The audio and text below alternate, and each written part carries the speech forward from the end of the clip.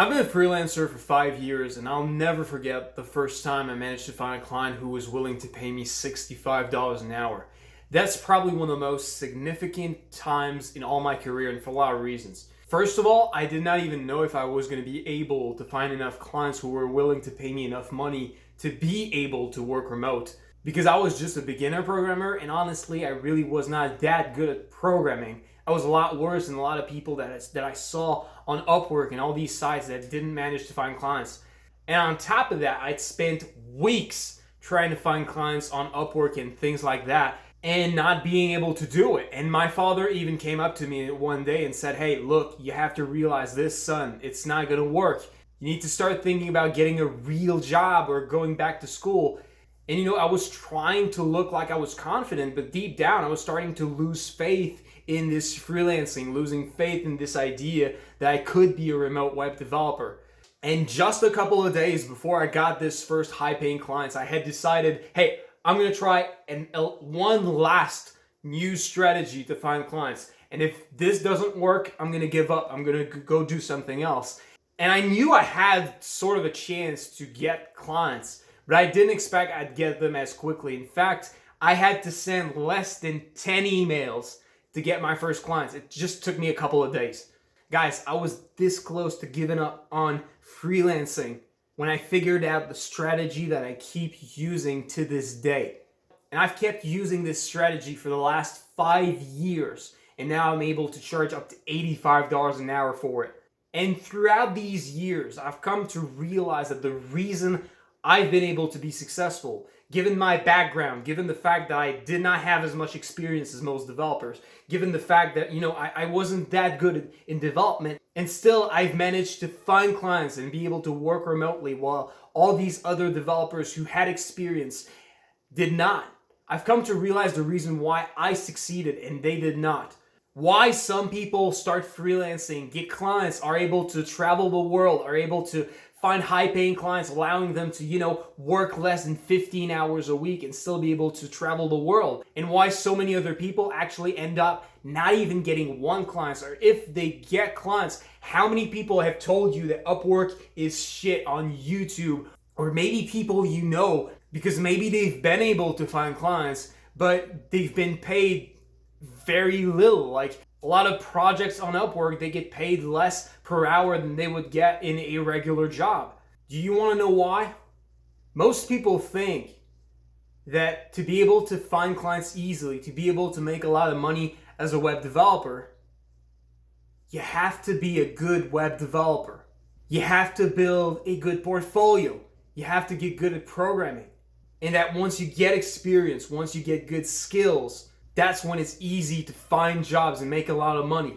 But the reason I've been able to succeed is specifically because I did not focus on these things. Specifically because I did not focus on building my portfolio, on getting better as a programmer. I succeeded at finding clients because I focused on learning how to get good at finding clients.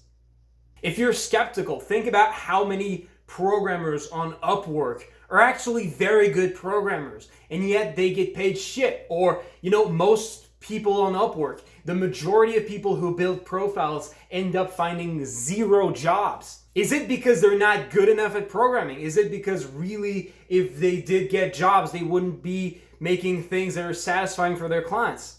I don't think so. Especially when you take into account how many experienced developers, people who've been having jobs for like 10 years, transition to Upwork, and then they just end up giving up, being frustrated that they can't find jobs or that they can't find people who are willing to pay them the amount of money per hour that they feel they deserve. It's not a problem that these guys are not good enough as developers. Expecting that you're going to find clients easier and make more money just because you're better as a developer does not work. It's not the reason why clients hire you. A lot of you may think that clients hire developers because they're good, but that's actually not the reason why they hire them, okay? The best way to understand the way clients think is to put yourself in their shoes, okay? Imagine that you need to get your car repaired, okay? You need to get a mechanic. And you're living in a small city where there's only 2 mechanics, okay? One of them he's actually really, really good, okay? But you don't know that. All you see is you see his website. It looks like shit. It's not professional, hasn't been updated for like 5 years. You look at his building, like on Google, when you type his name, you see his building coming up on an image. You look at it and it looks like a dirty, small, ugly building.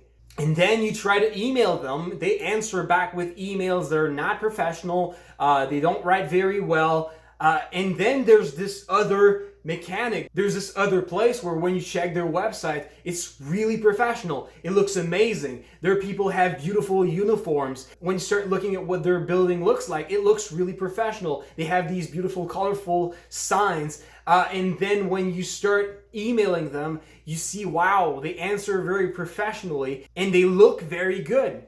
Now, which one of these two are you more likely to want to do business with, assuming that they have the same price? Let's say they have the same price. Are you more likely to go see the guy who has this bad website, who has this building that looks like shit, and that all his communication doesn't look professional? Or are you going to go see the other guy? The truth is, actually, in truth, it was the guy who had the bad building, the bad marketing, that actually was the best mechanic. But in your eyes, he did not look like the best mechanic. Okay? You are not going to choose the best mechanic. You are going to choose the one that looks the best, because there's no way for you to really know which one's the best. And if you're wondering, like, how can some freelancers manage to charge more money per hour when there's other freelancers that are offering to do the same thing for less money? Well, it's the same situation. If one of those two mechanics looks like he's not trustworthy, like his business is not professional, you might be willing to pay more money for the same service at the other mechanic because he looks more professional, just to make sure that everything is good, because you feel like this guy is more trustworthy, even though in reality maybe he's not as good, but he looks better. And because of that, you're willing to spend more money and to trust him more. And it's the same thing for freelancers. There's a ton of really good programmers who don't know how to find clients, who don't know how to manage the business side of freelancing. And because of that, they're not able to find enough clients or enough high-paying clients to be able to work remote. Yes, they are good at programming, but because their marketing sucks, they don't look as good as they really are. And because they don't look as good as they really are, people don't see them as if they were as good as they really are. They see them as if they were a little worse than they really are. And that's why clients are often not willing to pay you as much as you feel you deserve.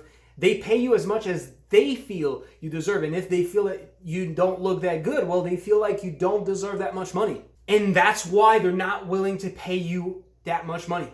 Look, if you want to be able to work remotely and maybe even travel the world, you need to make a lot of money for that. And if you want to make a lot of money from that, you need to be able to find a lot of clients. And the way you do that is that you need to stop trying to focus on improving the coding side of your skill set. You need to start focusing on learning the business side of freelancing. And to learn that, you should click here, because I made a video on the basics of how to get clients the right way. So if you want to learn that, click here and I'll see you there.